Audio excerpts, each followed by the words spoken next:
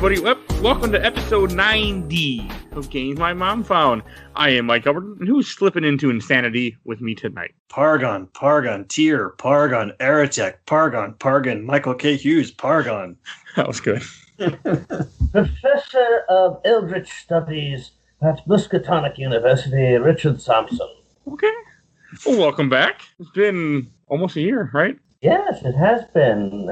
Last time it was venturing into supposed tombs with Lara Croft, and now it is fighting eldritch horrors with Alexander Roivas. We got a little tomb raiding with Dr. Lindsay's chapter.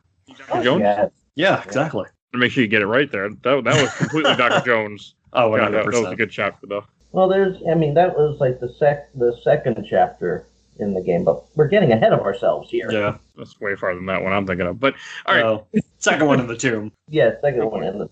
First, Richard, where might people might know you from? Well, in this case, I do have that YouTube channel that is seeing a certain growth in the past month, thanks to an old video, but other people might know, especially if they're fans of Eternal Darkness, I have a story up on fanfiction.net, which is a complete adaptation of this game, and it was doing quite well for a long time on there, and I have a sequel story which remains unfinished, called The Darkness Comes. I have to look at that real quick in my own little outside notes here. The Darkness Comes. It's still unfinished. Life got in the way. I plan to return to that very soon. Life tends to do that. What? Get in the way. Get in the way, it does that. I mean, in the time it was switching homes, trying to keep a roof over our head, and all that, and working on other projects. I know the feeling. Yeah. And Mike, since this was actually your pick, and the whole idea that the reason why I had to suffer through this game for our Spooktober, because originally this was not on the list. This actually came on the list after you joined the show. Oh, you're welcome. We're going back to 2002 with Eternal Darkness for the Nintendo Gamecube. What is up with us in 2002 this season? I don't know, man. What have we got, five? I didn't count. There's a bunch of them. I think it's 5. So, hey, 2 more listeners. Look forward to that. Yeah, we're still a couple. Next week is 2002 also. Next week, it's going to be, maybe it's the fact that they all seem to have the same numbers of this mess of a year. That's fair. 2002 is a weird year. So, as Mike said, we're talking about Eternal Darkness, which is a GameCube exclusive, for those that don't know. First-party Nintendo. Made by Silicon Knights. Remember those guys? Right? Oh, yeah. Twin Snakes. I forgot they made that. This has the standalone feature of being Nintendo's first M-rated game. Before Geist. Oh, I also forgot Silicon Knights made the first Blood Omen. Episode 19 of the show. We won't hold that against them. A lot of people would say Eternal Darkness is Silicon Knights' magnum opus. You mean Not Too Human or X-Men Destiny? No, I mean... We'll talk about one of those real soon. Yeah, I know. I think, with all that was incorporated into this game and how well received it was, it was... It's a game. They can't knock it, And it was initially intended for the Nintendo 64. God, I'm glad this didn't come out in 64. I'm glad they pushed it back and they kept moving it, because this would not have worked as well in 64. Yeah. So for those that don't know, it's a third-person action horror game, kind of survival horror in a way. I mean, I know it's not considered that, more psychological horror, but it jumps around a lot. And there will be spoilers. A lot. Will be spoilers in this episode. Oh, yeah. Thank you. Try to keep an eye out for that. Yeah, there's been so many games where it doesn't matter. Yeah, we are going to be spoiling the story, and it might not make complete sense to you if you haven't played the game, but don't feel bad. I beat the game, so it doesn't make complete sense to me. So you just got to beat it 3 times. It's not happening. I will. Played through it 3 times, Michael? Back in the day, I haven't for a long time, and I meant to watch the secret ending. I completely forgot about it. You could watch it within the next minute and be just fine. It doesn't take long. Fair. And I played through it 3 times for this episode. That's because you were going insane along with the game. This game, I had played this back in 2002. I remember it creeping the hell out of me, because it starts off where you play as this girl named Alex, which is just some blonde 20-year-old, and she ends up getting, I think she gets a call from the police that her grandfather has died, and she's sent to the house to go verify that it's him. Yeah. Yep. And all you see is a cloak over a dead body, and she sees his hand. She goes, "Oh, that's his ring. That's him, all right." And I'm just like, really? You couldn't have put that ring on somebody else's body? Like, oh, that, Nope. Well, there are also clues and some nods even in that opening scene. I mean, the detective that she talks to, that is a reference to Lovecraft's work, The Call of Cthulhu, because it's the same detective name that is mentioned in The Call of Cthulhu. That's what I heard too. That makes sense. Also, if you took a look in that opening scene where she wakes up, the time on the clock. Yep. 3:33. Can't fit 666 on a clock, so let's do half. That works. Well, it's also, that number will play, references later. Mm-hmm. But another thing and it's just something in part I put 2 and 2 together maybe more recently, is you will visit that room later in the game that dream takes place in. Oh, yeah, you kind of do, don't you? Huh. Yep. I didn't catch that. Yeah. And sometimes it's some things we don't necessarily catch right away when we play it through multiple times. Even something I had happen in my third playthrough I didn't know about. But we'll get to that later. The game fucks with you really well. We're not even getting the insanity, but just in the beginning of this game, like when I first started playing this, I had no idea what to do. I was just running around looking for something. And I remember as a kid, going into the room with a bunch of the cranks. Cranks, yes, thank you. Yeah. I couldn't think of the word. And I remember thinking, okay, there has to be something here because this game is having me mess with this.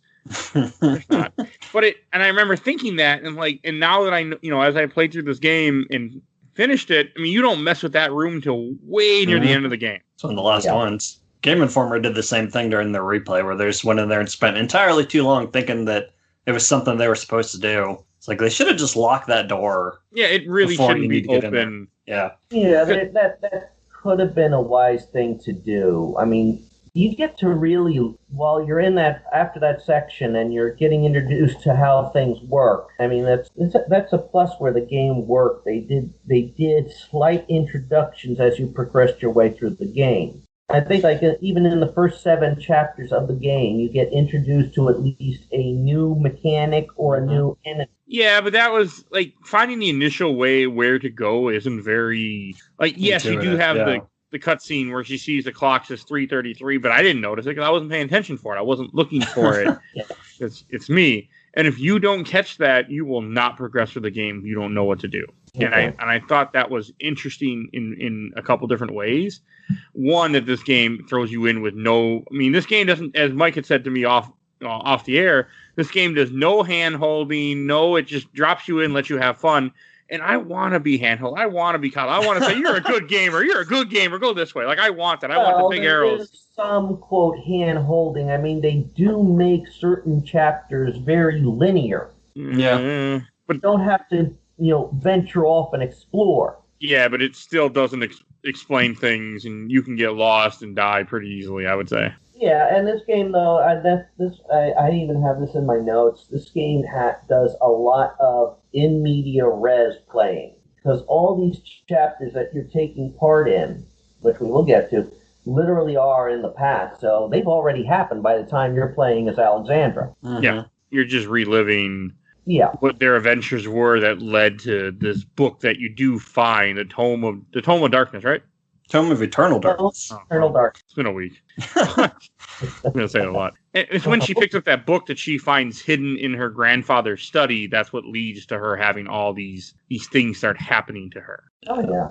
And we should state before we really get into the chapters that, this, like I said, was all being in media res, but there's certain things you can explore in the mansion and find out certain things that leads to something. I have a video up that theorizes. I'll give you the link for the show notes, Mike. Okay. About the real dark. And if you go around, you can go in the hall, the dining room, the kitchen, the library, and the observatory in that first playable section. And you go into the kitchen, you'll notice there's a blade lock. That's something you're supposed to unlock later in the game. But could be done. It was probably done as a placeholder. You go in there before you play the first chapter, you'll see one rune on there, and you go in after that chapter, you will see another rune. Yeah. Did you notice that, Michael? Oh yeah. I don't think. Oh.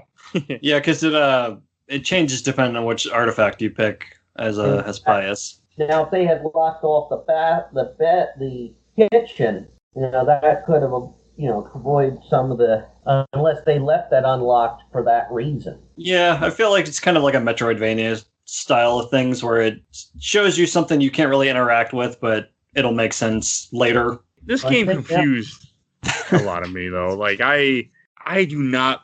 If it wasn't for the guide that I was reading, I wouldn't have gotten to the opening like I did, because I just wouldn't have understood what to do. I wouldn't have went to the clock and put 333 in there. 2002 is a different time. We had more free time back then to just tool around with things until we figured it out. Games would purposely games would pad themselves. True. I mean, you would put stuff in to make the player take longer because now the runtime of this game isn't only 6 hours; it's 9 hours. Yes, but 3 hours of that are me running in circles. Yeah, we'll get that in the last couple chapters. That's 2002 right there. And also, if you look at the clock in the dining room or in the foyer, that's even set to 3:33. Yeah, but I don't look at stuff like that. I just look for things. I just try to progress through the game.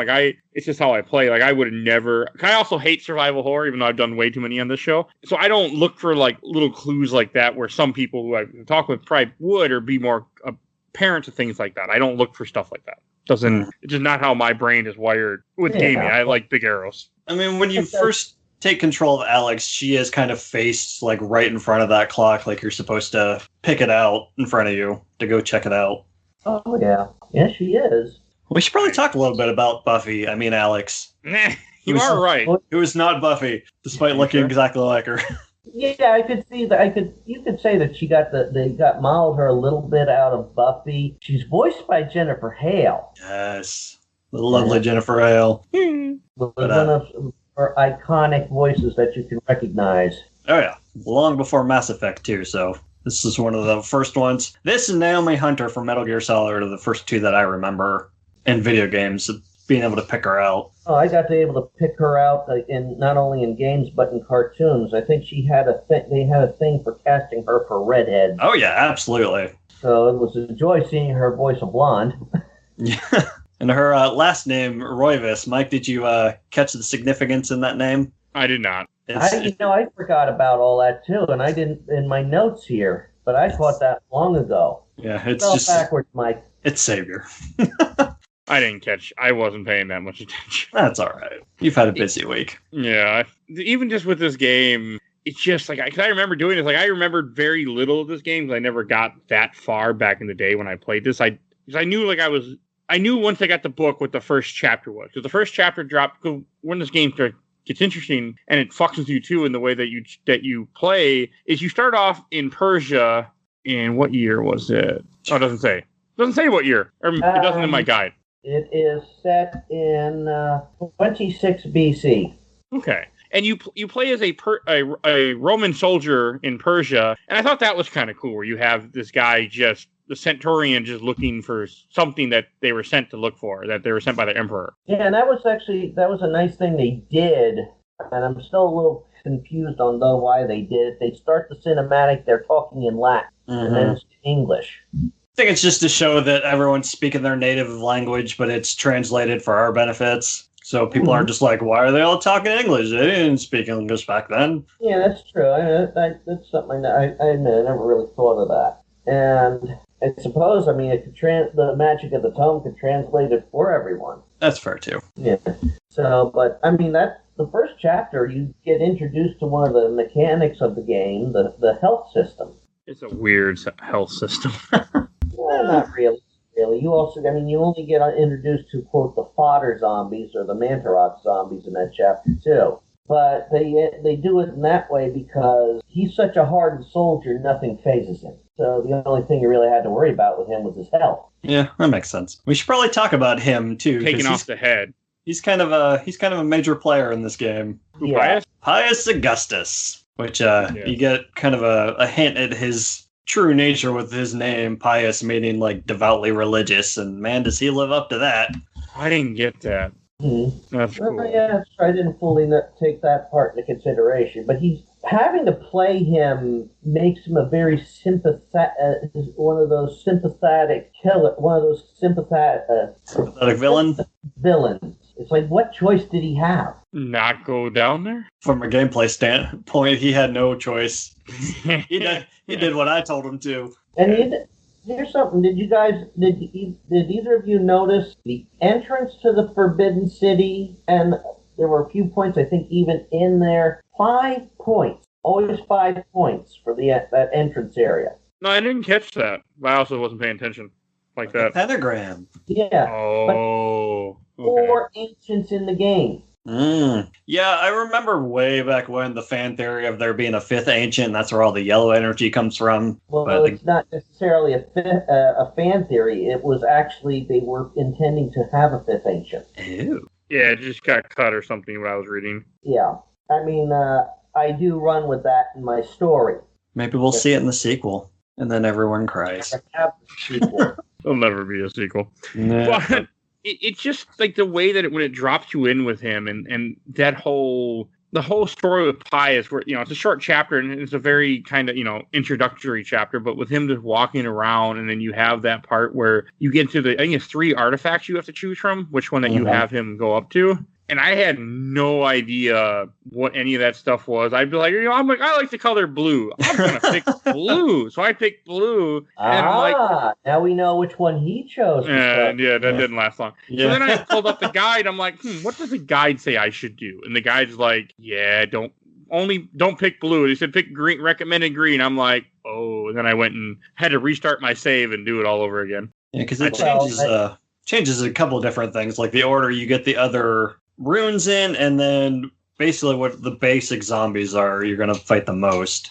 Also the enemy placement and what enemies you deal with at certain spots. That I did not know. I didn't realize it until playing through it again and taking my notes on it. It was the first time I theorized there was something linked to it, but by going through and playing it with notes, writing down what creatures I've encountered, I could rule out and then, we go here and you fight these zombies of this alignment, and then in the next playthrough, it's the different alignment, but it's always the one that Pius chose, or the one greater than, or the one less than.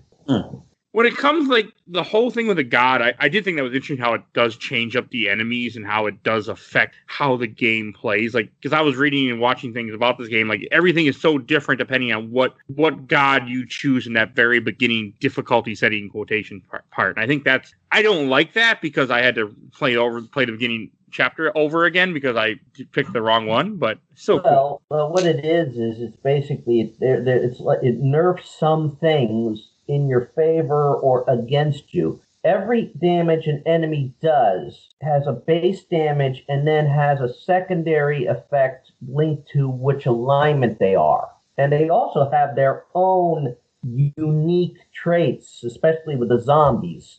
But if you choose Katurga... That's the red one? Yeah, that's red. The red one. You will get your the Zelatos rune in the 3rd chapter. You will get Chaturga's rune in the 4th chapter. You will get Ulios rune in the 5th chapter. But this gives you the quickest way to recover both your sanity and your health. So while you're getting stronger base enemies, you get to recover your sanity and health sooner. If you choose Zelatos, you will get the magic rune first, the sanity rune second, and the health rune last, which means, both... That's what I did. Yeah. Both Leah and Karim have something that can restore their health, but never the sanity, unless you just perform finishing moves, and certain creatures do a massive blow to sanity that finishing moves can't keep up with. I thought that's a cool aspect of every enemy you run into, at least for me, their eyes will flash green and your sanity meter just starts dropping. Oh, yes. the sanity meter is a whole nother like health bar where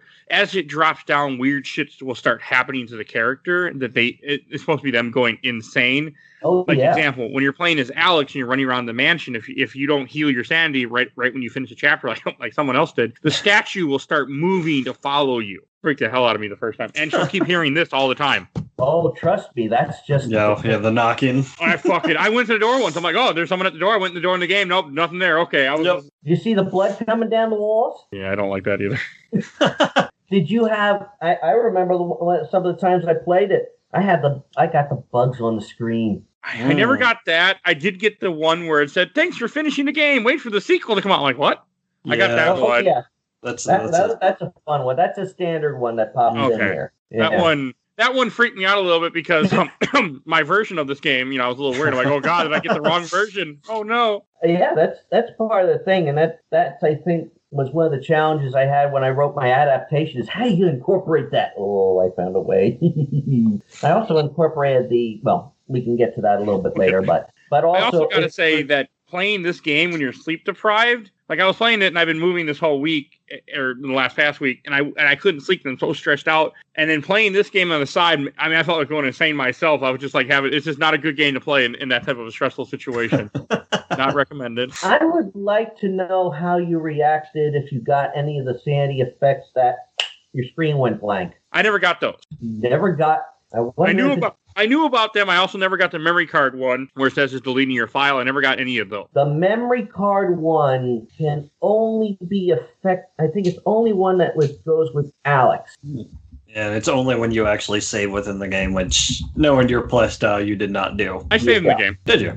I just saved other ways also. So I wasn't too worried. I'm like, I have plenty of saves, buddy. You can't delete my saves.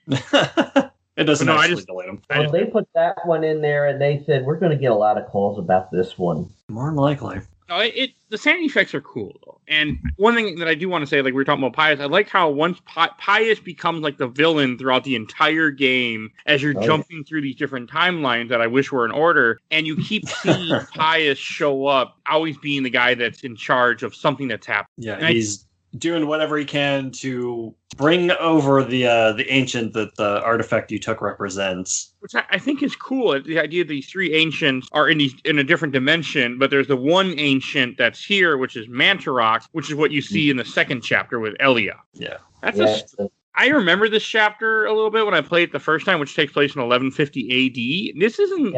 It's fourth in the game's eternal timeline. Oh. Fourth in how things were happen in a historical sense. It's the second level you play in the game, the first that's set in Mantarox's temple in Cambodia. Which is cool. And like one thing interesting about this game too is we'll be talking about is you constantly go back to some of these places. But when they reuse them, they don't feel like, we're just, retexturing. It actually kind of feels like a different place, even though it's the same thing. I think that's cool. Same place, different time. Yeah, and it works well too. Like even plain as there's not a whole lot I want to say about Elia, but she's okay. Like it gives you a initial part of like puzzle solving this game. You got to grab an item, put an item here, move an item. different basic things. Yeah, and she helps you see more of the cyclical nature because you first see the murals showing the cyclical nature of the Chaturga, Zelatoth, and Ulioth. Also known as rock, paper, scissors. Yeah. Pretty much.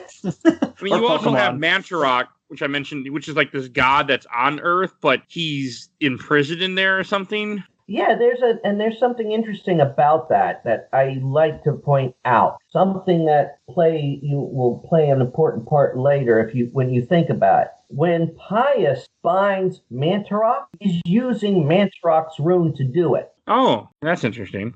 And that's interesting for another reason, which we can get into when we get to the point where we can discuss the bind spell. But you don't get that till way later. During the game, with Elia's chapter, you get introduced to the sanity meter, which is a good thing. That's when you first get introduced to the sanity because she gets the sanity effects. She's the first one to, quote, experience them. She's also got the blessing that you're dealing with creatures that, for the most part, won't drop too much insanity. I mean, if you're dealing with the Ulioth with the Zelatoth zombies, they're going to be a mess. And you really get introduced to all the different zombie classes in the game. Nothing's explained to you, but yes. Well, you get to see them because the Chaturga zombies, the red ones, the raw meat ones. I like them for some reason. You hate them? I like them. We fight them all the time, and I had no problem fighting them. Yeah, you're going to fight them longer because lop off a head, lop off the arms. Hey, we're good. It's not going to bother. How'd it get its head back? How'd it get its arms back? Oh, shit. Oh, yeah, I didn't realize that till later because normally I'd kill them pretty quickly, but it was later I'm like, oh, I see they regenerate. We didn't talk about the combat in Pius's chapter. Where it drops you in front of... combat is introduced in Pius's chapter. Drops you in front of a statue of Pius himself, and you can target the arms and the head to show you that you can do it in the actual combat, too. Oh, okay, I didn't catch that. That's cool, though. And the statues that statue is also important later. Yep. You also have to deal with Zelatos zombies. They look like mummies. You lop off a head, lop off a limb. It's like, whatever. Still can hit you with that phantom limb. Okay, I didn't have to deal with those, I don't think, then, because I don't remember that any phantom limbs. Well, at least in Aaliyah's chapter, you get to see all of them at each one. Okay, I might have just moved really quick, and I played through this game very fast as I could, just because I had so much going on, and it's just how I play games. Like, especially in a game like this, I was constantly trying to move on to get through it as fast as I could. Kill everything as fast as I could. I hate the Yuliot zombies. The blue ones that look like they're drowned. I didn't see many of those at all. Yeah, I picked the green. Well, the blue ones, they're nasty for one reason. You do enough damage, they start to sing.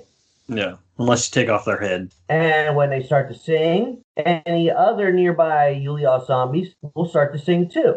And then they go kablooey. And you can't get your sanity back. And you don't get the healing spell right away, so that could be a problem too. Yep. Okay, that's cool. I mean, also, I think one thing that kind of stuck out to me in this game early on is how almost every chapter just about ends terribly. Oh, yeah. Yeah. And that amused me. There's 3 people out of all the ones you play as that don't die right at the end of their chapter. No, they die later. Yeah, but, wow. Even with Elia, she gets to the end of her chapter, finds Pius, and then she's like, sacrifice her. They just take her and kill her and throw her in some room or something. Yes, and when we get to that, we gotta discuss our things. I mean, the chapter also introduces projectile weapons. Alea's chapter introduces projectile weapons. There's not a lot in this game, though. Yeah. There's guns later, but they really only serve a couple of purposes. Optional moment in Alea's chapter. When you fall through that, once you get the blowgun, which shoots out poison darts, can poison the enemies. It's not that useful. You want to know something? My first time I played it, I had to finish Alea's level using only that. I've done it too when I first played this game, but I don't like it. Yeah, I don't necessarily like it. But if you save the guard after you go down that trapdoor and your sword breaks, the guard can enchant your item and repair your broken melee weapon, repair that sword. Yeah, which is what I did too, because I followed the guide. Yeah. Now, first time I did it, I didn't do that. Now, you have 100 poison darts, and you should be able to get through the chapter with it. I did it my first time. You can. You don't. I mean, the first time I played this game, I did too, because I didn't save the guard. The very first time I played, not during this save, because I was reading, but yeah.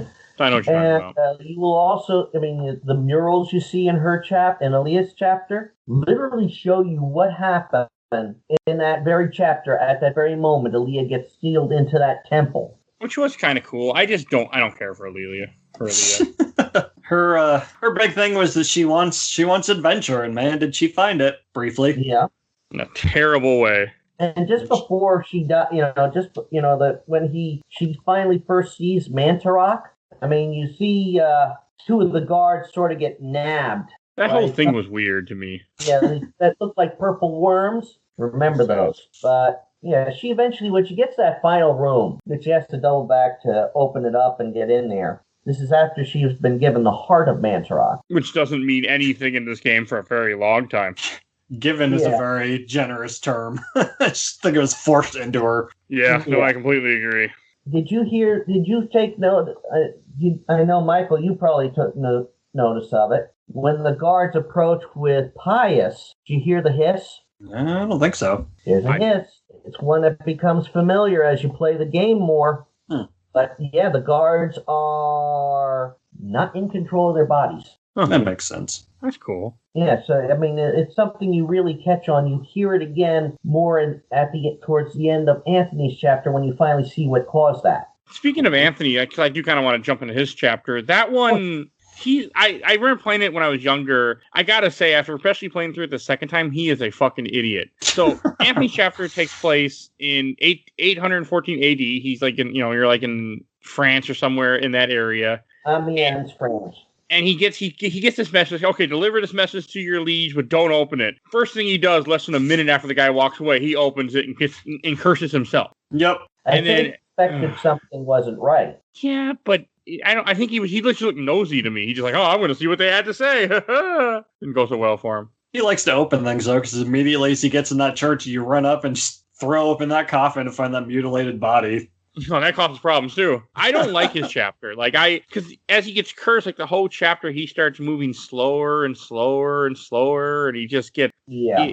It's not fun. But he didn't die in that chapter. Huh. Colson, don't they I forget what they do with him at the end. They do something to him after you kill the monk and you're at the end. Yeah, because he comes back around later on. Yeah, I found him in the later one. He's not alive, but he's walking around. Because he's trying to save Charlemagne. Charlemagne's in that room that the door is locked. The bishop has it locked. So, you can't do anything. You can't get in there. So you basically have to find the bishop to get the key, and you find out. So he's going through, and you see more zombies and all that. You also get introduced to the magic system. Yeah, because Anthony's the first one to actually find the room that has the Tome of Eternal Darkness in it. Yeah. Yeah. With the floor made of faces that scream at you. I hate that room so much. Just lining the hall. It's not fun. Yeah, but if you notice, every time you go in there, it has more statues in it. Yeah, I did catch that, and I was looking to see who they were, too. Yeah, and this is where you could see Pius's broken statue, where he mangled it himself back in the day. Mm-hmm. Oh, I didn't catch... Okay, I was wondering why his statue was always broken. Yep. And those also play a part later in the final battle. Right. But each time you go through it, you can see the people who, quote, died at the end of their chapters. Well, they all died. Not all. Most of them died, but at some point, after their chapter, they die. It doesn't go... I mean, that's... The two Roibuses are actually at the far back. The one's closest, like the semi-closest to the tome. It's very interesting. Even I was saying with Anthony, everything with Anthony just goes by quickly. I felt like it was a short chapter to me. I think it helps that he gets the best sword in the game. The two-edged sword is amazing. You don't always get the two-edged sword. Really? I found that out because I let the monk holding it die in my third playthrough. Ew. Oh, and yeah, you don't. You have to save him in the part. Yeah. And that was the first time I ever had that happen. And it does have an effect later on in Paul's chapter. Right. Because I know Paul can get it back when he finds Anthony. Yeah. Peter, for some reason, I guess they find it and it's on display in Peter's chapter. Yeah. We'll get there, Mike. We're gonna. I have a couple things I want to say about the magic system before we move on to the next chapter. With what you're saying about magic system, it is interesting. How you have to find runes, you have to find these stones, you have to find all these little different pieces to end up to cast spells, and you have to kind of make your spells too. And I thought all that was very interesting. I love spell making in games, and the fact that it just lets you plug in runes no matter what, and whether you have the spell list or not, you can kind of tool around and make your own spells, assuming that the runes line up. I thought that was really a cool thing. As much as I didn't like parts about this game and it freaked me out, there's some very cool parts. And I like how all the stories are so interconnected. Mm-hmm. I thought that was such a very interesting thing. And then as I was playing through this game again, I realized the farthest I ever got was chapter 4, I want to say, maybe the beginning of chapter 5. But 4, when you play as Kareem, I think his name is. That one gets me. I think, are you in Persia again? Yeah. You're in the Forbidden City again, which is the same place that Pius was at, but now you're in 565 AD. And it's a very interesting part. Like, this guy can actually fight. You have 2 swords. Like, you actually can just blow through this part and take out enemies, and you don't feel so weak like you did with some of the other 2 characters before this. And Karim is actually really the one that you really start dealing with the projectile weapons. I mean, Aaliyah was a projectile weapon you didn't necessarily want to use, but with Karim, it's a projectile weapon you really need to use because in the 3rd chapter, you're introduced to the trappers. Yeah, the trappers. Little scorpion bastards that have no eyes, so they detect you by sound. I used them just to warp me, and then I kill them that way. At first, I didn't want to, because as anyone who listens to the show a lot, I save every weapon that's disposable. So I wouldn't use the range stuff. I would just save it. And at first, for a while, I was like, oh, let them just shoot me where they got to shoot me. At least I don't use my item. I almost exclusively use the range weapon to kill trappers, unless you're supposed to. Yeah, unless I need something refilled, then I'll let them send me to the trapper dimension because it's a good place to restore stuff. Yeah, and you can only restore one thing at a time on a visit there. Right. Yeah, but there's usually so many trappers it doesn't matter. Yeah, well, each time you go there, though, it will get a little bit harder and harder to maneuver about. And I think the one time I got transported in there was a horror waiting.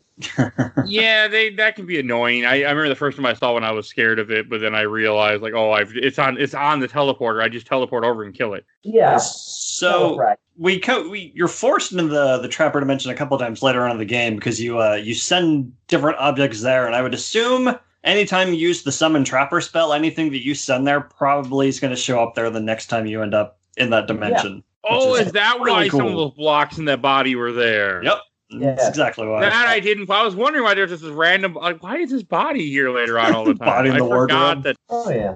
Okay, that's cool. And also with Kareem, I like how his whole reasoning for going to this forbidden city is to find a ruby for a girl. She's like, if you get the ruby, I will love you. And then girl, yeah. It's like he's been there forever. The iconic courage line at the end of that chapter. Oh, I never noticed this either. Apparently, she gave herself to a nobleman. She is then mutilated and killed by the nobleman's jealous mistress. Yeah, that's why she looks all cut up. Oh, I didn't get that. Cool. Yeah.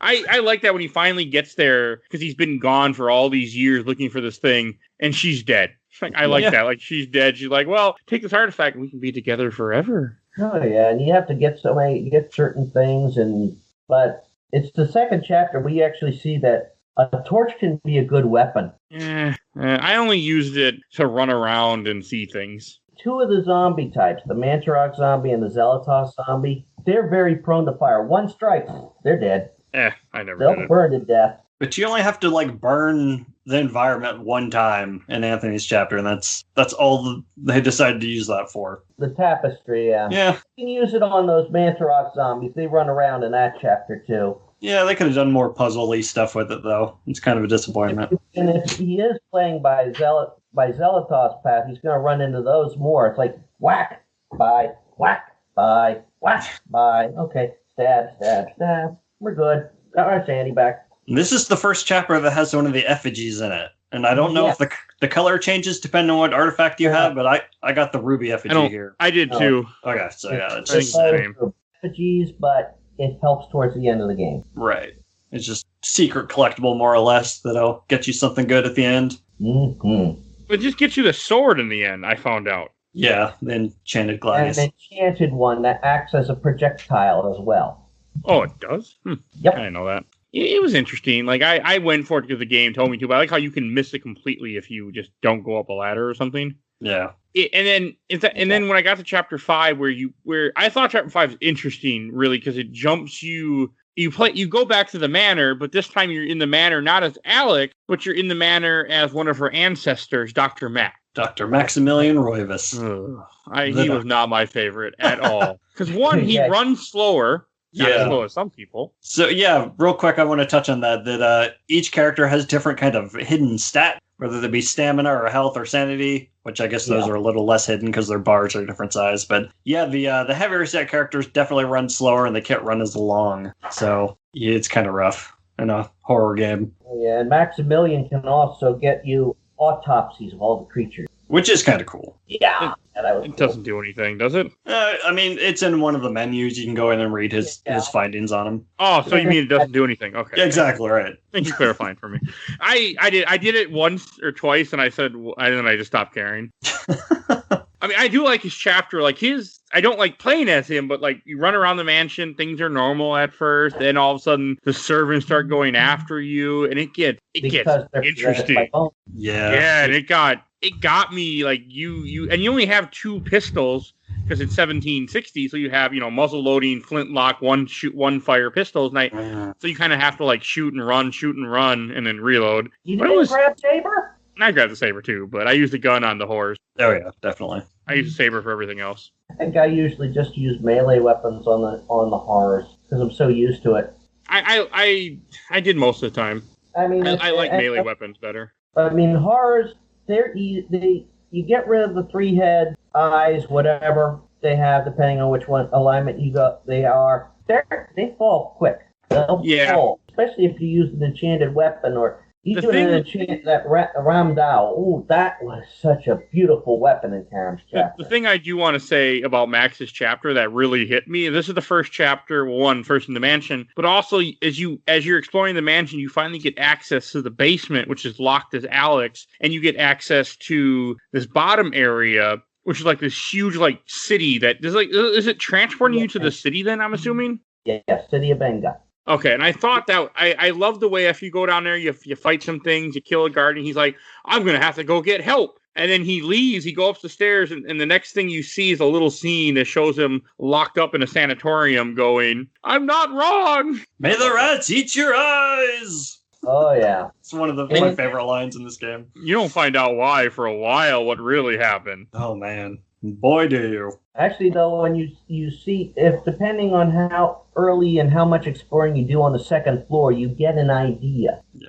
Oh, I never did. Because when you get up there as Alex, she watches his ghost walk into where the door used to be for the servant's room. I saw that, but I never, I had thought he just went crazy because he told them what happened. He brought them back there, and then they saw, well, there's nothing here, so they thought he was crazy. Yeah, Max gets a little paranoid. I suppose having your servants randomly attack you and burst into bone thieves will do that. Yeah, he nips in the bud and kills everybody. You either want to behead them or lop off both arms. Lopping off both arms always works.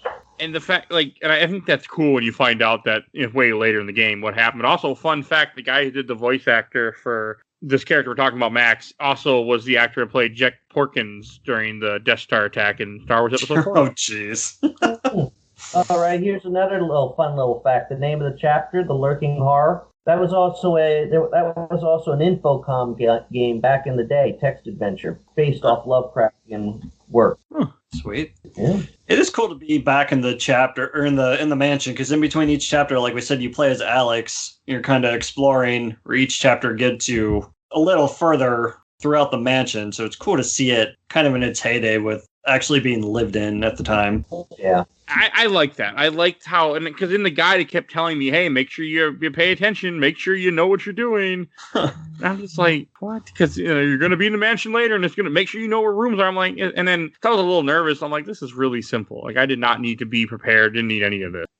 Speaking of the mansion, I'm surprised I didn't bring this up earlier. Mike, you had to have flashbacks to the Luigi's Mansion, where the foyer having the double staircase right in the front feels very Resident Evil. Again. Yeah, it did. I kind of had a little bit of that theme going on. Especially when I kept hearing all the damn time. I was wondering what was happening. I'm like, why the hell do they keep knocking the phone? I think one time the phone was ringing and nobody was there either. Like, I was like, what the fuck is going on here? You answer the phone and you hear, "Remember me, Alex," from Edward, and this can't be happening. Yeah. Oh, and then at one point I went upstairs because I had to for something, and Mike told me don't. I told check you the not bathtub. To inspect the bathtub because I know you don't like horror stuff. I'm like, I'm going to check the bathtub anyway. Jeez. And you all of a sudden get a split-second flash of her in the bathtub filled with blood. I remember I jumped. And I was just like, damn it, why the hell did I do that? Because you wouldn't have said anything. I never would have looked. I never would have had a reason to investigate it. Like I told you not to. I even explained to you what it was. In the room, you would have seen things. You would have said, anytime you can interact with something, you get a B button, you see the interaction and you want to do it. Oh, that's a interesting little picture, slightly creepy. Yeah. The bathtub.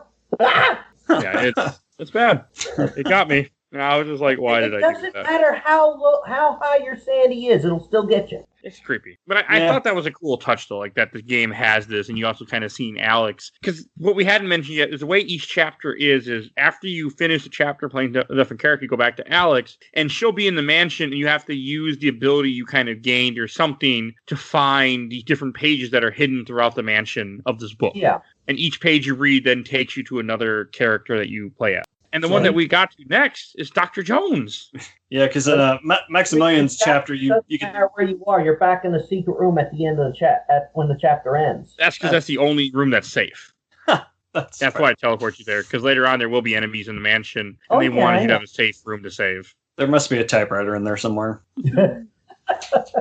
or some safety music from Resident Evil. Yeah, right. But I was wrong about this. Like, the next chapter is, the guy's called Dr. Edwin Lindsay, who's an archaeologist exploring the Cambodian ruins again that you were with earlier in the game, but I kept calling him Dr. Jones because he acts just like, Indiana Jones, but I didn't realize it takes place in 1983. Mm-hmm. I thought it was much like, I was thinking 1930s, 1940s, not 83. Yeah. That's weird.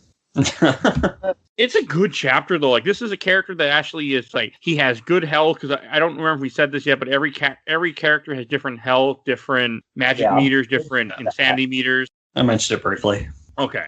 And I think that he's actually a good, like, this was a little too long of a chapter, but it's a fun chapter. But also, when I was playing this, I found out there's a thing that can fuck you over. You can miss a rune or miss a spell that you need later in the game that you can completely skip. You don't need it. It's kind of trapper really spell. useful. I think you can miss something for the trapper spell here. Really? I missed one of the codexes, but you can still use the runes without it. Okay, I think you can actually miss something of an... It said the guys that you can miss something and completely screw yourself. Well, you can miss the Mantarok rune. And that is, quote, optional. Yeah, but as far as the normal runes, there's usually some kind of barrier that prevents you from progressing until you get it. Oh, okay, so you can't fuck yourself then completely. Yeah. All right. The Mantarok rune doesn't count to me. You can always find your codexes, you can always find the runes, and you can use spells even before you get their scrolls by creating them. Right. Okay. I did a couple times. I did miss one of the codexes for like tier A thing, which is summon, but it's not. Yeah, you don't need it. I liked this chapter a lot, though. I didn't like how long it was, but I liked that was kind of, you're going through, you're solving puzzles, you're moving things, you're going deeper into this place. Like, it was pretty cool. I like...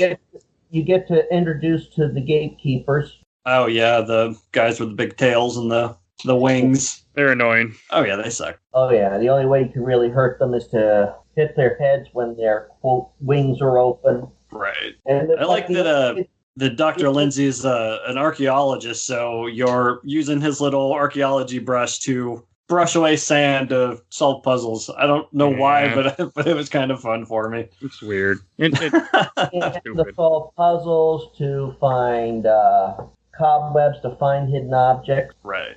Which is a good thing. I mean, and if you have a controller that rumbles, you can know that there's something nearby. My controller didn't rumble. What I don't like about this location is the trap hallways.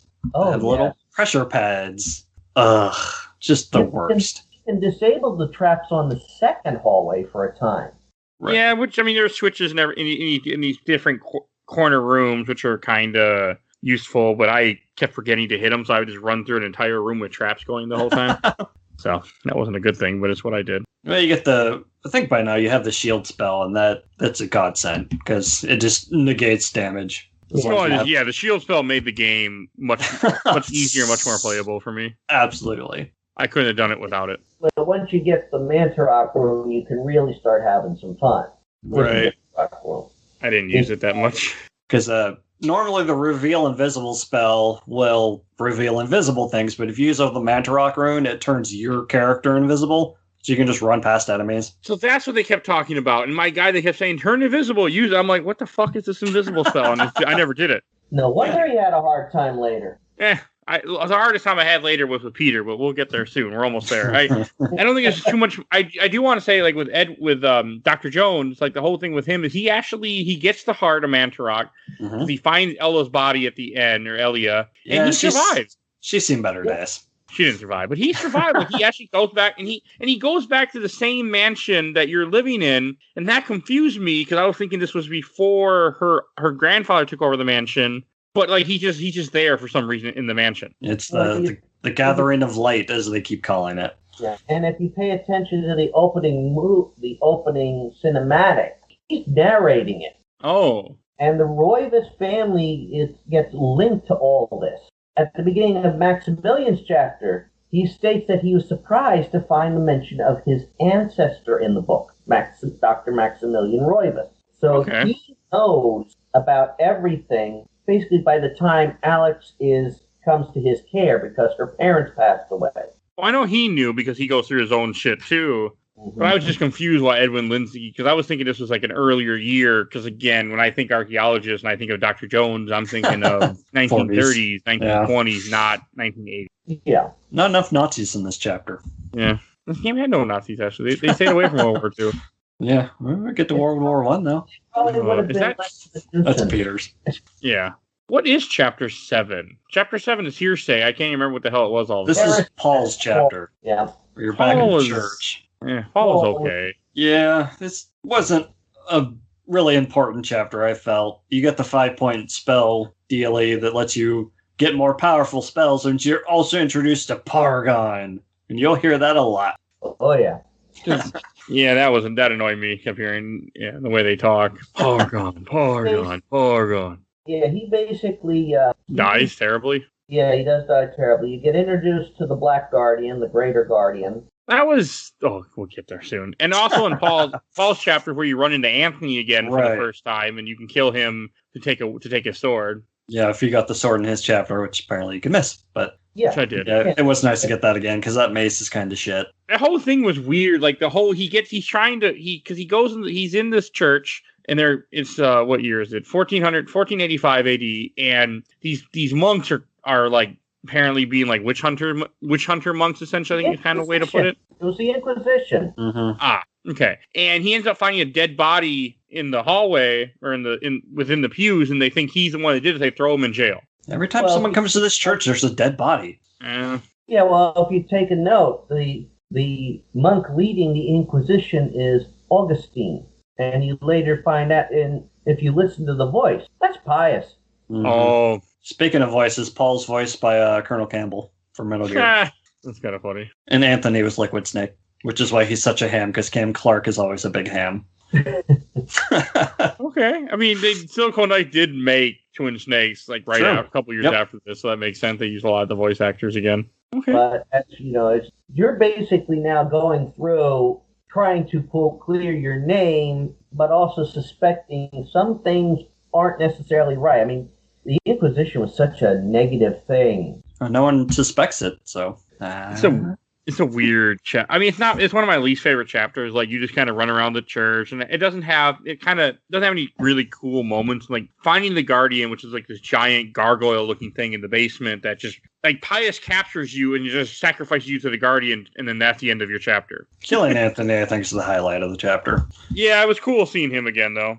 Yeah, it's cool to kill him. That too. I don't like him. He's one of my least favorite. What about Roberto in the next chapter? Oh, God. Okay, you guys both warned me that I was not going to like Chapter 8 with Roberto, and I'm like, well, I'm sure it can't be that bad. The whole thing with that, like, that's just a weird, like, it starts off in Persia again, and you have this guy, Roberto Bianchi, and that's it, in 1460 AD, and he ends up talking to Pius, but Pius is wearing a metal helmet, and he's like, you can see me? And then, so they say something special about him. No, that one wasn't Bianchi. That cutscene featured a character that was initially planned for the game, but they cut him out. I think it was supposed to be some sort of Knight Templar. A Templar, yeah, I was reading that in there too. Okay, you're right. But okay, I was wondering about that. It's something I even ran with later. Well, we can get into that a little bit later. We will. But let's get back to Roberto. Yeah, this is about the only chapter where you really have a map of the level ahead of time. Yeah, because Roberto is an architect, and the whole goal here is to survey this crumbling temple to make it a little more habitable. Yeah, because they're trying to build something in here, if I remember correctly. It was weird, like something like that. That whole thing where they throw you down here. They're like, "Oh, we'll let you out if you do your job." And you run around this thing. You have to survey different rooms. You fight a couple giant worms, and you see other people that are down here working too. I'm assuming are also slaves. Yeah. Didn't those worms look familiar? No.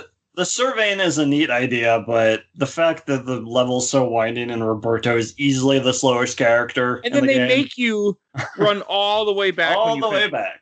That pissed me off. And that yellow floor.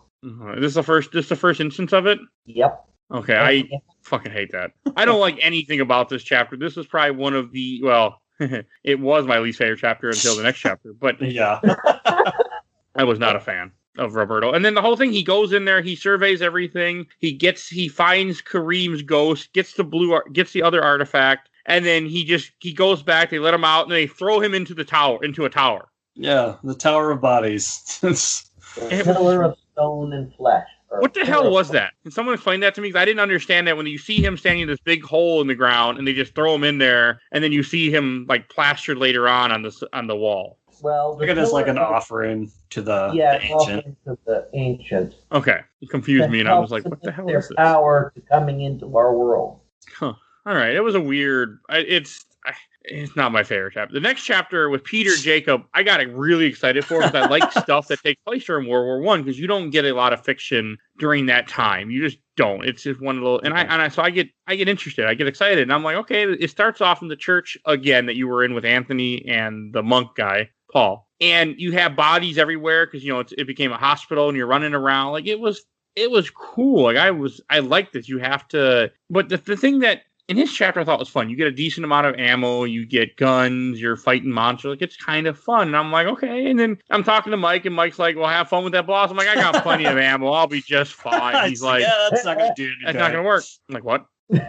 Yeah, you have to use the attack. What was that spell?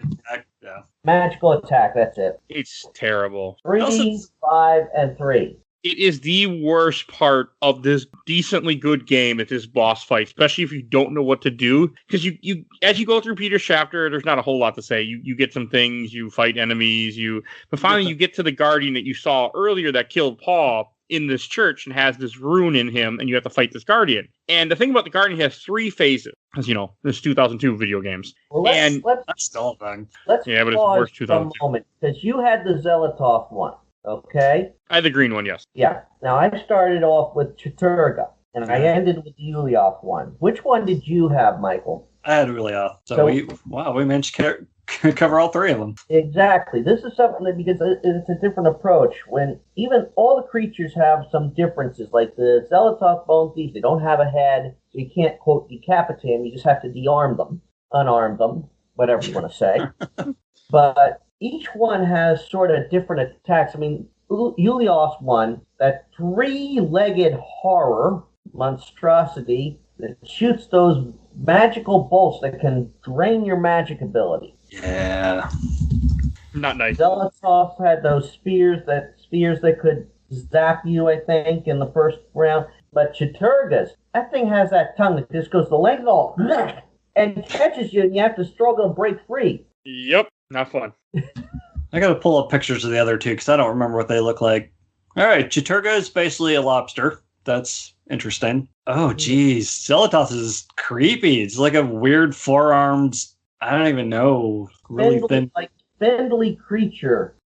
That's been part of the inspiration for Siren Head. It reminds me of something, but I can't place it.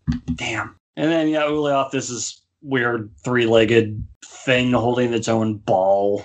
How do you describe Eldritch Horrors, I guess? The blue one looks like a jellyfish to me, but... Yuliov looks like a jellyfish. Oh, 100%. Yeah, I don't know how to explain these creatures. They don't make any sense. They're not supposed to make any sense, though. That's true. That's how the game works. It's supposed to blow your mind. That's what Eldritch Horrors, that's what cosmic horrors do. That's why they lose sanity when they see them. Yep. But, I mean... This fight just pissed me off because you can't even hurt him unless he's glowing, and he only glows at certain times and for a couple seconds. It's terrible. It is, and the second part when he summons these 3 zombies I was like, okay, I'll kill the zombies really quick, then I'll hit them. No, you have to go run in front of all 3 zombies, get them to see you, and then you can run over to the boss, and then he will flash white for a little bit, and then you can hurt him. It's stupid. Yeah, because if for some reason you attack the zombies, he won't go into that vulnerable phase. He just starts attacking you. And I spent an hour doing this boss fight for nothing because it didn't matter because I was doing it completely wrong. I'm sitting here and I text Mike. I'm like, what the hell is going on here? I'm doing this fight and nothing's happening. He's like, well, the optimal strategy is your first round, you avoid the attacks, you use the 3-point magical attack when the attacks stop, when he starts glowing. With the second, you've got less room to maneuver. The Guardian will summon 3 zombies. Just as the last one is, quote, summoned, start the 5-point magical attack. And then get 5 bolts of energy that 3 wipe out the 3 zombies and the other 2 hit the Guardian.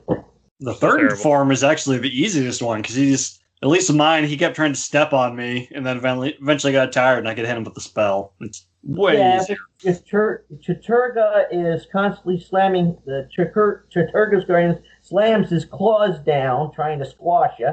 And Xelotov has those magical beams of orange energy. But you just run around, avoid them, and then, wait until it tires out. Which is not saying much for an Eldritch Horror if it tires out. The best part about Peter's chapter is you get the 7-point spell dealio. So it just means you can buff up your shield even higher. The best part was it ended. That's fair. I hated it. I like I said before, I love World War I. I hated this chapter. It was just, it did all the things I don't like in video games. Yeah. I think it's by this time I really start using all the spells to my best.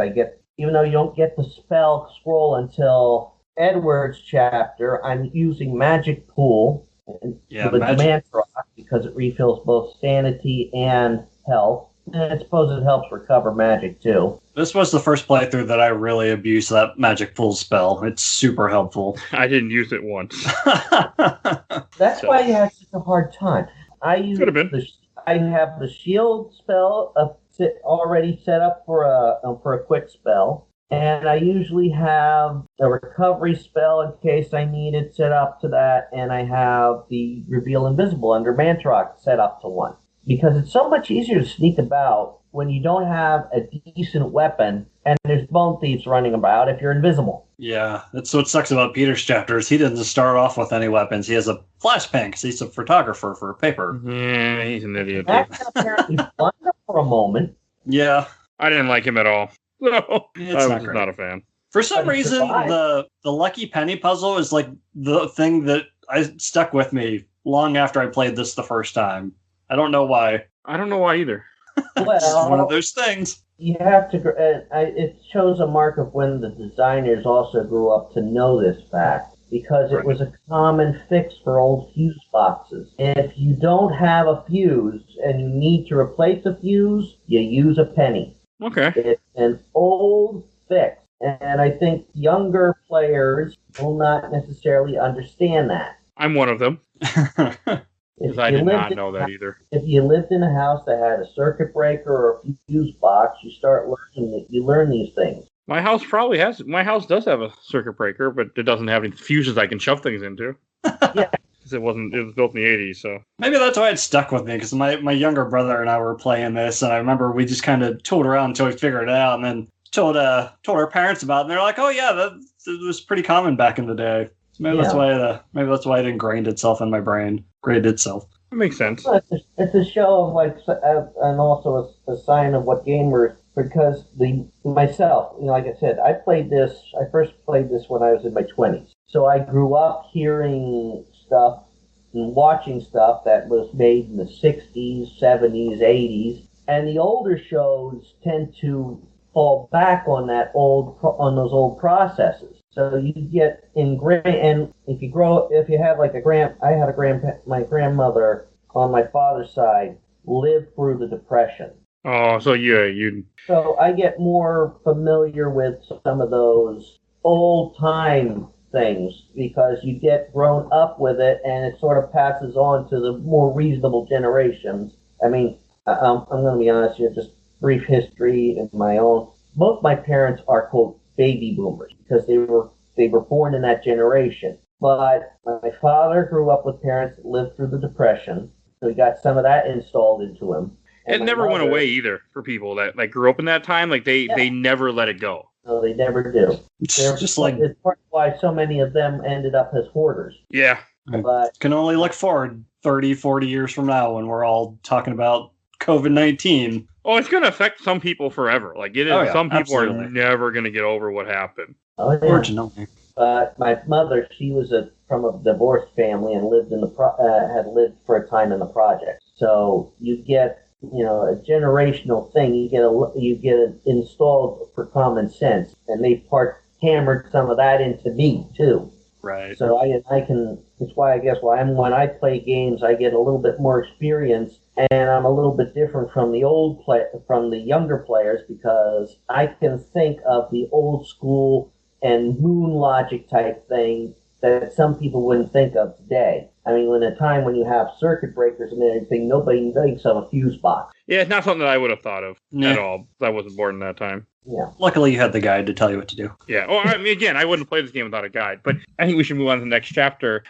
That's when the game, and Mike had brought up a good point to me. So the next chapter you play as Edward Rovius, who is her grandfather, but you play in 1952 AD inside the mansion. And Mike had mentioned that he thought this chapter should have been switched with the next one that we're going to talk about, but they changed it for pacing, so you're not doing the same thing 2 times in a row. Because you're literally doing the same thing. Yeah, you talked about hating Peter's chapter, introducing you to everything you hate in gaming, but how do you feel about padding? I hate it. Don't like padding. And this game does a ton of it at this part. This chapter does a ton of it. And I don't know why. I think it's the part that because the Roibuses are, quote, viewed by this point as a major thorn, and their home is above one of the areas which can cause a major disaster. I think the ancients overlooked that one. Just not realizing what's been going on underneath them, what has been put in place. It's not my favorite. Yeah, I mean, it's cool to be back in the mansion again. You're kind of running around trying to figure out what's going on, and this spectral horror enemies teleporting around your mansion, killing your servants like an asshole.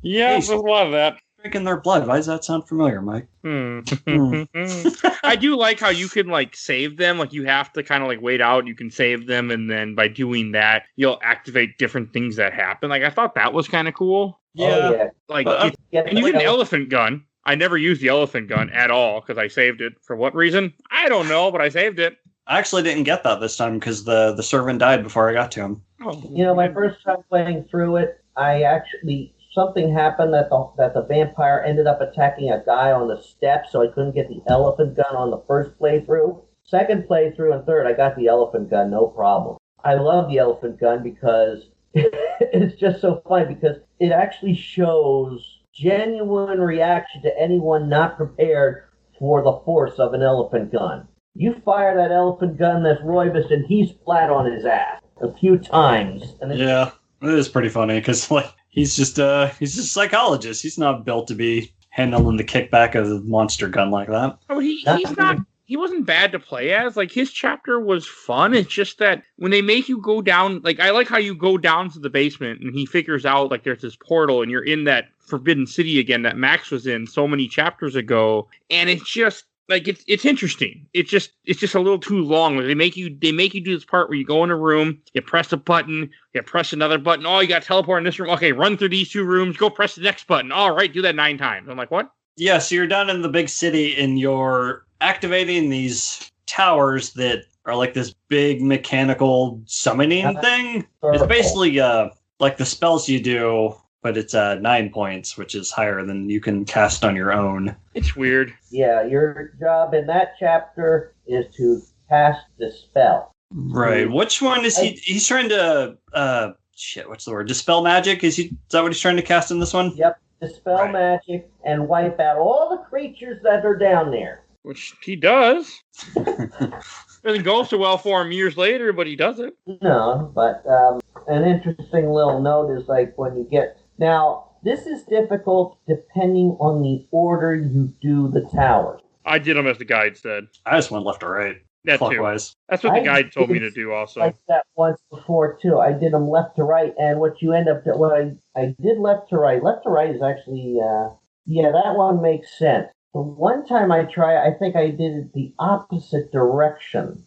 I'm assuming it doesn't work. It does, but it means you're doing it from the first point where the alignment rune is all the way around, actually opens paths because you go from one and you get back from one, you go back into that main hallway, that main hall area. You come back from 2, you have to go through room 1. It's very annoying. Like it just feels like complete and utter padding for no reason but to make this chapter. If you would do it, say, start with point 4 or start with point 5. Well, you come back to that room. Now you have to cross through and kill all the enemies in 4, activate that switch, and then go out. Whereas if you would have done it like 4 and then 5, you've already opened that pathway. You can just get through that room. It was weird. Yeah, it's just padding.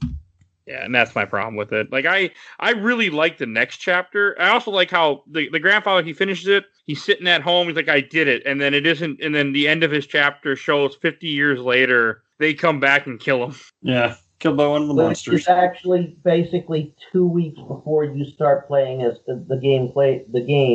Which I thought was cool. Yep. I thought that was a very nice take on. So yeah. I was on board. Shows what happened to him? I wonder what happened to his head. Because they say there's no head. I guess so. I mean, if you're a monster, that's what you do with heads, right? Eat them. But with Zealotos one, I think that basically smashed it so hard it was pulp. Yeah, that's fair. Okay. I can imagine that the Yuliov one, well, definitely the Chaturga one, basically nommed it off.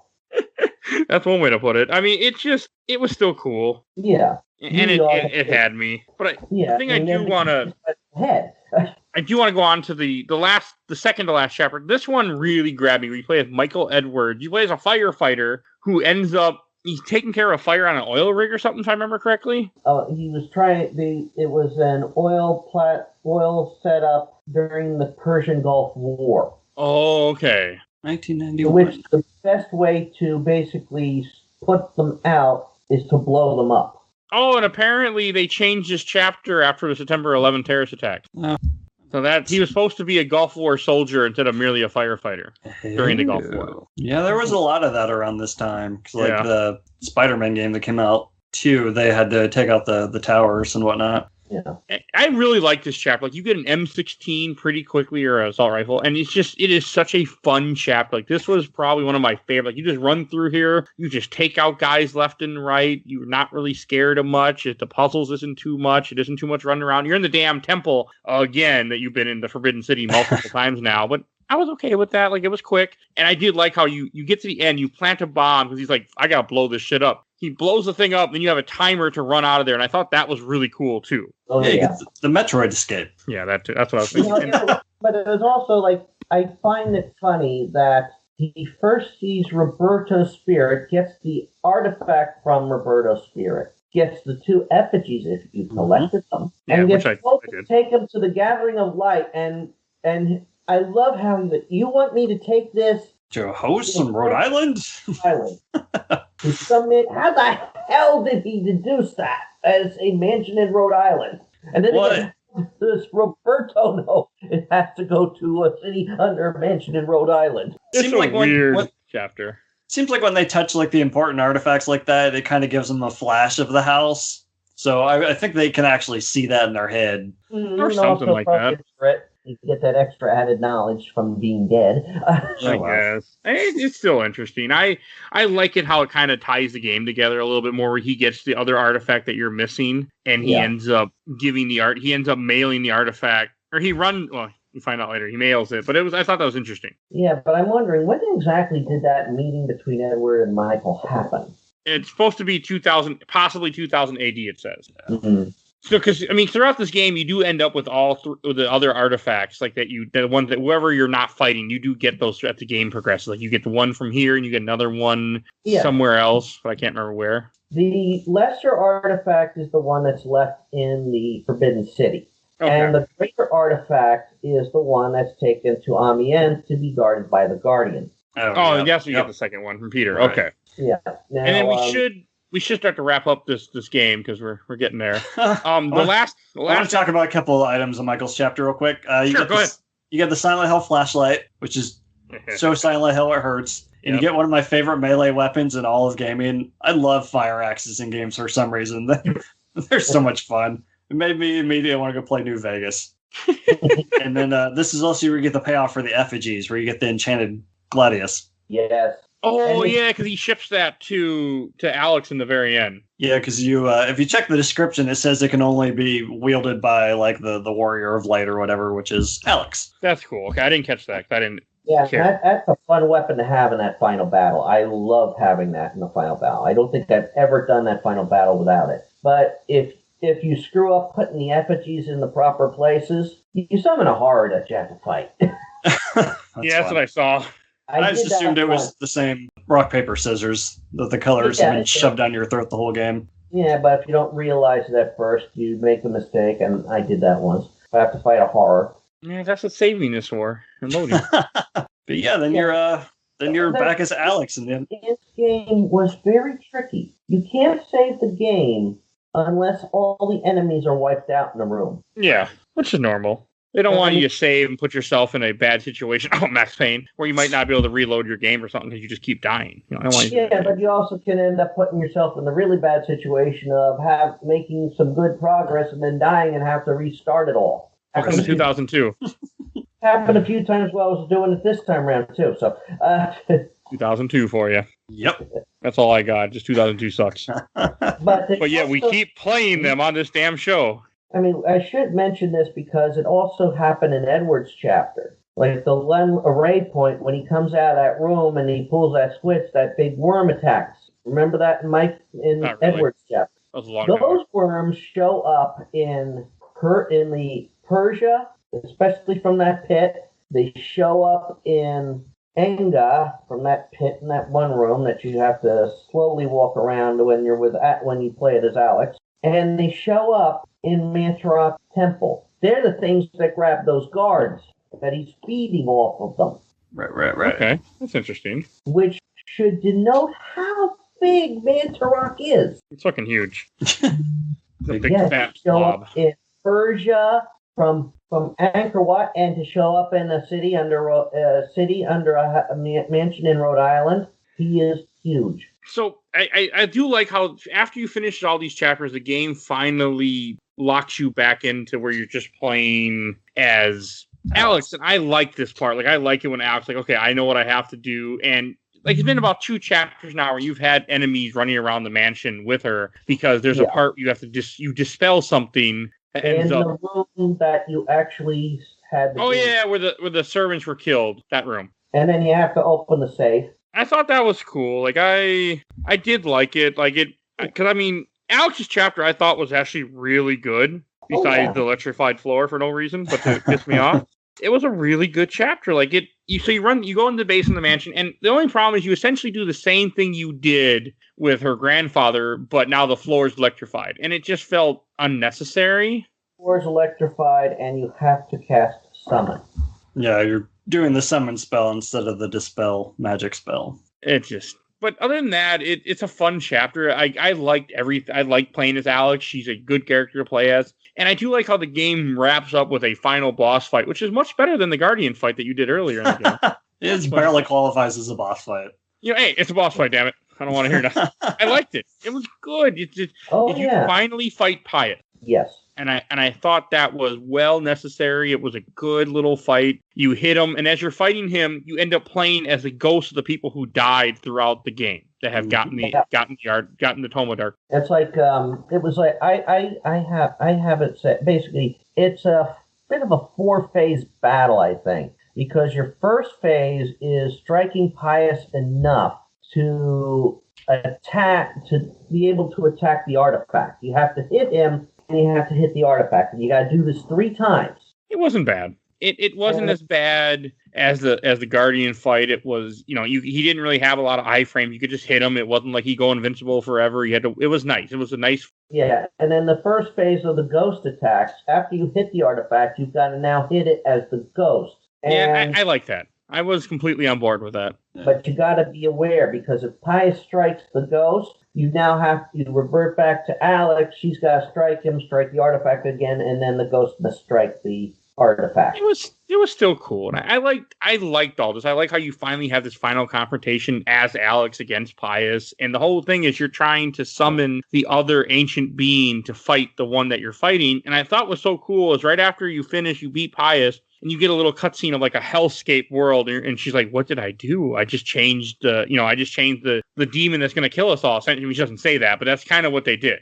Yeah, and then you have to quote bind it. And I thought that was cool. Like, I thought that was a really cool thing that happens in this game. Like, I like this ending a lot. And as I think we talked off air, maybe on here too, is that throughout the game, you find out that if you beat it we don't find out throughout the game, but the game tells you if you beat it 3 times as each of the different gods, then in the end, somehow because time doesn't make sense in this world, is they'll end up canceling out each other. So then Mantarok is the one that survives, and then humans survive. Yeah, because he's already dying. So that's something I do discuss, because I do have a video that I put up about a little over 3 years ago, because I just looked at the date I put it up on YouTube, and it was on my birthday in 2017, where I discussed that Mantarok is not the heroic force that we think. Mantarok was because, and this is what I said, in Michael's chapter, you first get the bind spell. You first really get the chance to use it, because there are barriers that are in place that will remain there until the enemies are gone. You can't reach the enemies. You have to basically get it down to one enemy, because you can't maintain with one enemy. So you basically bind the creature.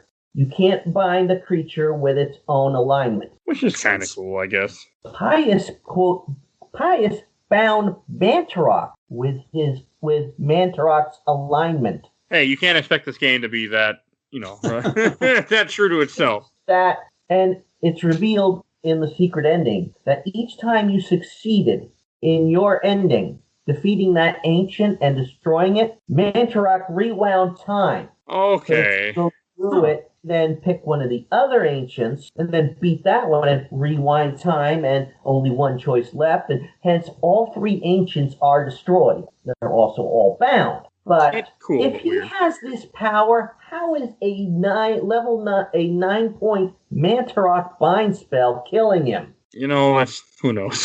But the game said so. Oh, I got. All right. Also part of the story. Any last thing to say about we should kind of talk about the ending and kind of move on, because I do got a bunch of questions I want to mention that people have a lot of memories about this game, actually. Oh, yeah. Nice. You know how I got into it? We'll go into that in the memories. Yeah, we'll get there, but I do want to. Any last thing you guys want to say about the ending, Mike? No, not about the ending. I just want to say that a lot of love and attention was put into Alex's walk cycle, because man, her hips don't lie.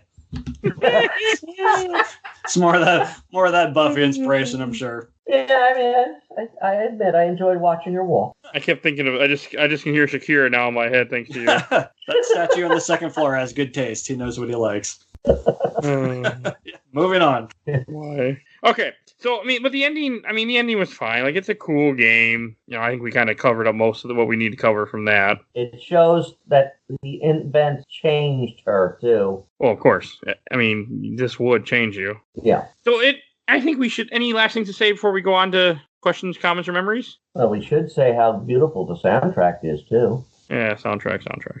I just heard a lot of whispering and knocking most of the game. I heard a lot of I remember when I first played this game, and I was listening to that soundtrack, and it was so beautiful. You get an appreciation for music, quote, in horror movies, that it's beautiful and all that. You're talking to the wrong people for that. Afraid so. Both me and him hate horror movies. So yeah, we're like horror. What's that? I remember calling and asking, are they ever going to release the soundtrack for it? And months later, guess what came out through Nintendo Power? The soundtrack? The soundtrack. Yeah, that's cool. And I still have that soundtrack. I was listening to it before we started the recording. Nice. All right, first questions I want to read. I only posted in 2 groups because I forgot to post in more groups before this episode aired. So first one is, I watched the entire Old Blood replay, the whole reason this podcast started. First comment from Curtis Majors, one of my favorite games on GameCube and probably one of the best launch titles ever. It really got me into Lovecraft and cosmic horror. I still pine for a sequel and regret that the successor never got off the ground. Yeah, that little sanity fact where it's like to be continued, it kind of hurts all these years later when we're never going to get one. Yeah. And this one from Tiffany Albertin, why do you torture yourself? Hey, I know it made me play this. That's why. So from Antoine Taylor, be sure to play it 3 times through for the true ending or not. It's just an added cutscene at the end. I liked it enough back in the day to unlock it. Yep. Which I wasn't going to do because I didn't care. And from Dallas Dougherty, the only thing I know about this game is that a friend had it and he said it was too weird. Definitely is weird. You know how I got introduced to the game because my brother-in-law, which at that time was just my girlfriend's brother at the time, he asked me for help in the game because he knew I liked games. And I ended up hunting down information, and I'm like, this game actually does look very interesting, and I ended up purchasing it and buying it, and it sort of helped me through a slightly rough time at that time because I think I was going through a bout of unemployment at the time. It can be rough. But, it was one of those things. I was a fan of reading books and video game-based books, and I'm thinking, wouldn't it be neat if they could turn this into a book? And then I'm thinking, the only way they could do it is by doing 3 books, and they'd all read basically similar, so it wouldn't make sense. Okay, I got a couple more to read from this group. No, 3 more from this group. Dallas Dougherty. Oh, no, I already read that one. Andrew Gertie. I have 2. Brilliant misunderstood game. The way it bridges the past and the present by a stream of events through gameplay and setting is so ambitious. I adore just about everything about it, even the kitsy fourth wall breaking aspects. I agree. And from Jordan Etherington, the only good game Silicon Knights ever made, but damn if it's not a real good one. Right, Mike? That only is good game false they made, information. Right? Stick around for next season. We'll talk about that. As I say, a lot of people consider it Silicon Knights magnum opus. But Mike, we don't have Twin Snakes on next season. What are you talking about? We got something else.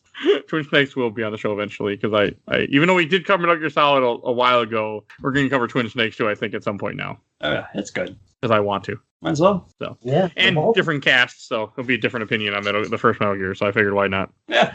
All right, from the Nintendo GameCube enthusiast, I actually got a lot of comments, so thank you guys. I wasn't expecting much for this game because this game is kind of out there. From Logan Jacob, I never got to experience it on a CRT, which I think is the best way to play this game, but fuck this, it spooked the shit out of me. I'm such a baby when it comes to horror games. So am I. So was Mike. Yeah. Here's a good one. Some effects were designed, I think, for the period televisions at the time, which were pretty much cathode ray tube. I mean, a couple of the sound effects it'll turn down your volume or it'll like change the video channel. And the effects are very CRT based. Right. Deactivate the controller. Good stuff. I think I read there's also a blue screen of death.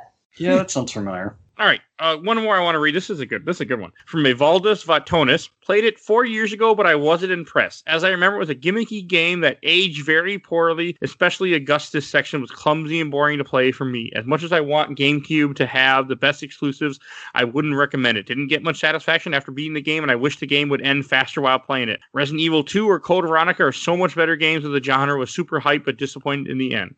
That's not a very average take of this game, so I wanted to read that. Yeah. I mean, parts of that he's really not wrong. No, he's not wrong at all. Those Resident Evil games are really quick and to the point, and this one definitely has some padding to it. And if you're someone that likes the Resident Evil games, you're gonna like horror. Where me and Mike are like, get that away from me. And so we're more okay with something that isn't, tank controls and isn't as you used up too much ammo. Now you're fucked. Like Code Veronica. Code Veronica has a moment which will someday be on the show. Unfortunately, maybe run out of Resident Evils. Some bad moments in that game. I had the first few Resident Evil games when they came out on the GameCube, and they gave the first Resident Evil the serious remake that is on GameCube. Hey, that came out in 2002. Beautiful. It is beautiful. There's also an episode all about that on this show. Check that out. And freaky as all get out, especially when I'm dealing with the spiders.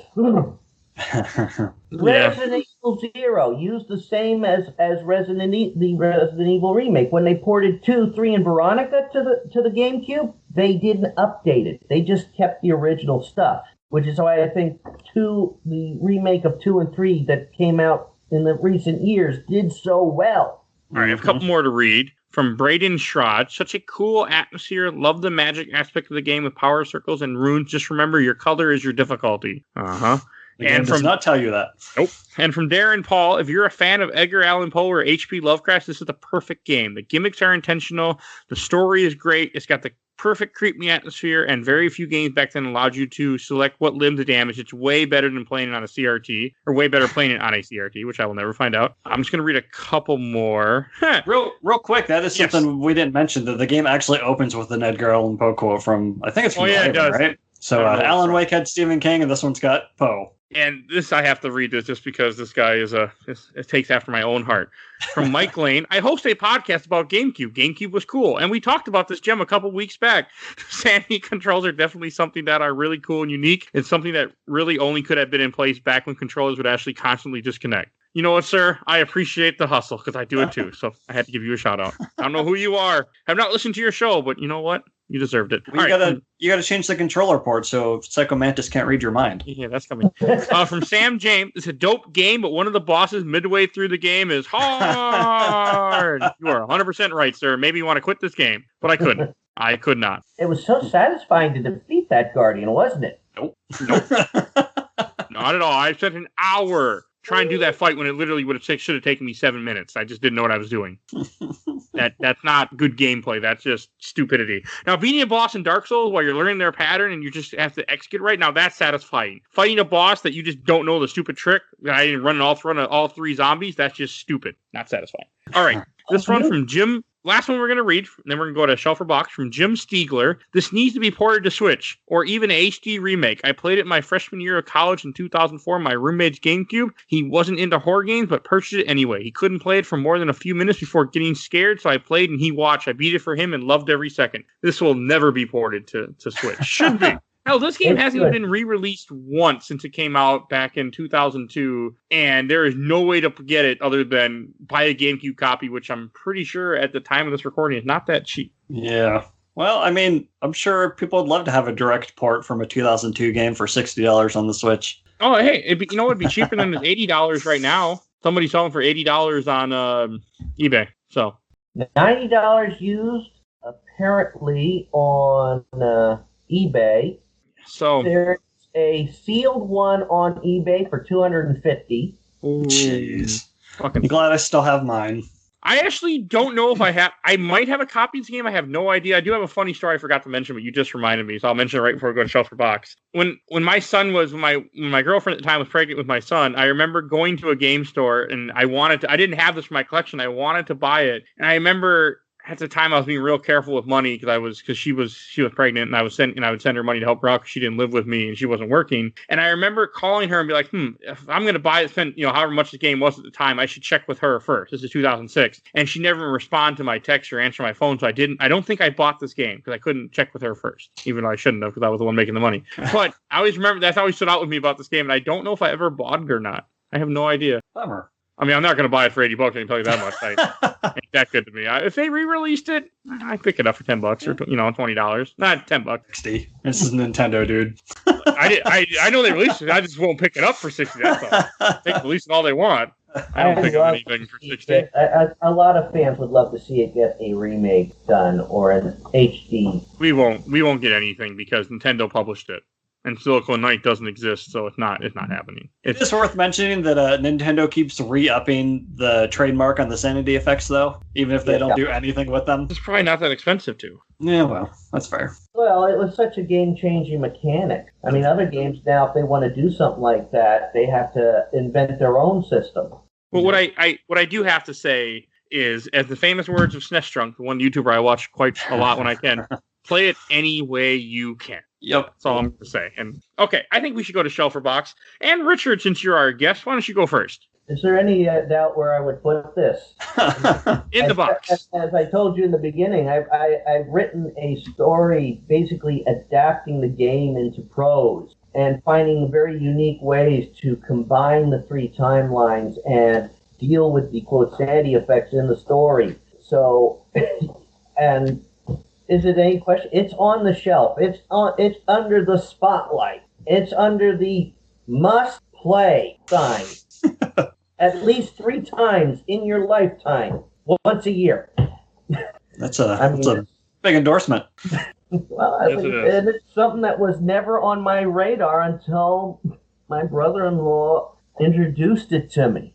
In some ways, I probably would have never gotten into this game if I hadn't met my late wife. So it means so much, and it had such an impact. So yeah, it's going to be on the shelf. It's going to always be on the shelf for me. All right. And how about you, Mike? Yeah, it's going to go on the shelf for me too. Like you said, it's nice to have a horror type game that's doesn't quite lean so far into horror. There's no jump scares except for the bathtub. Big takeaways are the magic system, like I mentioned earlier, just being able to play with the runes and create your own spells is awesome. Like, I love the combat of being able to target arms and basically gimp the zombies. Take off the heads and the arm, and they can't do shit. Yeah, that's it's good. Except for that boss fight, it's real good. Go play it. I'm going to be a little tossed here. I've been debating what I should do. Like, when I first started this game, I'm like, this is an easy shelf. I'm having a good time. It's freaky, but it's good. Then I got to that boss fight. I'm like, what the fuck? And I don't know if I can recommend it after that. And I was thinking, but overall, I think I'm just going to go with shelf also because I did have fun with the game. That one boss fight did fucking break me and make me not want to play it at all and want to just quit. But that's just because I was doing it wrong. Once Mike told me what to do and I watched a YouTube video, I was fine. It's just, like I said before, I like games to handhold me. I want them to pat me on the head. I want them to tell me what to do. I don't want to just have to I figured it out. Woo, look at me. I wasted 2 hours of my time I don't have. But that's more of a personal problem between running a podcast and working a lot. Coming to think of it right now, as we're discussing it in Shelf and Box, you find the magical attack spell just before you fight that. Yeah. And they give you something to replenish your magic as well. Yeah, but still, you get it. Suck. I'm not going to defend it. I'm just going to tell you that right now. You should just be able to use your ammo like in a normal game. They shouldn't make you have to use the stupid spell, and he shouldn't have very small moments when he's available to be hurt. It's ridiculous. It is 2002, so I understand. They had to throw that 2002 in there somewhere. But it's the worst part of a really good game. And it's going on the shelf because I'm going to be recommending it to people. I will be telling people to play it any way they can. Except I'll say more details outside the podcast. But I will be telling people where to go. So that about wraps up Shelf for Box. Mike. Actually, what the hell, Mike? This Mike. I'll introduce what we're talking about next week because it's my pick. We're getting closer. We're playing Legacy of Kain, Blood Omen 2, or Blood Omen 2, Legacy of Kain. I don't remember how the hell it goes. I think it's Blood Omen 2, Legacy of Kain. That series doesn't know how to name itself. Yes, you're right. Blood Omen 2, Legacy of Kain. Hey, what year did that come out? Maybe those people were picked to name the Xbox series when they come out. That's fair. That came out in 2002 also. Because fuck us. That's why. So yes, we are going to be playing the 4th game in the Legacy of Kain series, and we're almost done. Yeah, we're getting there, guys. We're going to, next year, next year, we're going to finish the Legacy of Kain series for you guys. So it's coming. It's coming. It's exciting. It's exciting to be done with it. But I'm surprised it came this far. And the funny thing is, I didn't pick the first one. I picked Soul Reaver, I picked Soul Reaver 2, I picked Blood Omen 2, and I picked Defiance. Partly because Soul Reaver and Blood Omen 1 did really good for us, and Julian was on it, and I wanted to bring Mr. No Pants back, so that played a lot of part. All right, I think we should go to plugs then. I think that's about all we need to say. And Richard, since you are a guest, why don't you go first with your plug? Well, as I know, I have a YouTube channel that has been lately steadily growing in subscribers, and it's more of a fun thing for me to do. But that's my YouTube channel, and again, the link should be in the show notes as long as I send it to Mike.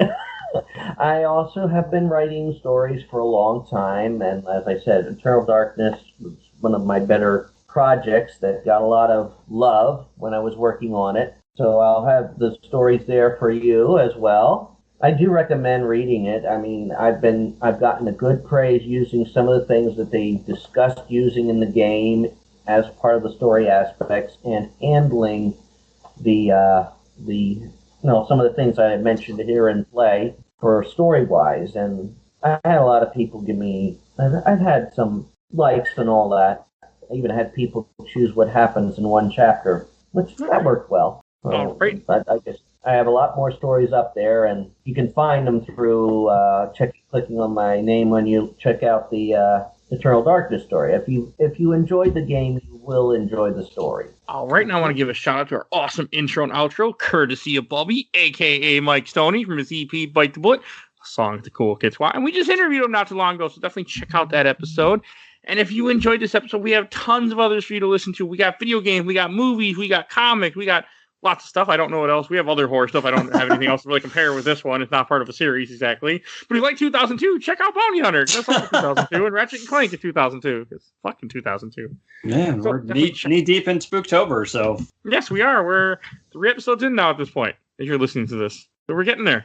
So definitely check out all our Spooktober stuff. And if you enjoyed the show, tell someone. Tell a friend, tell an enemy. Let somebody know that you enjoy games my mom found.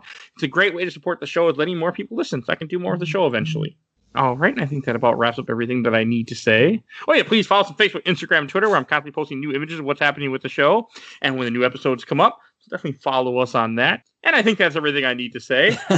We will see you guys all next week. Bye, everybody. Bye-bye. Bye.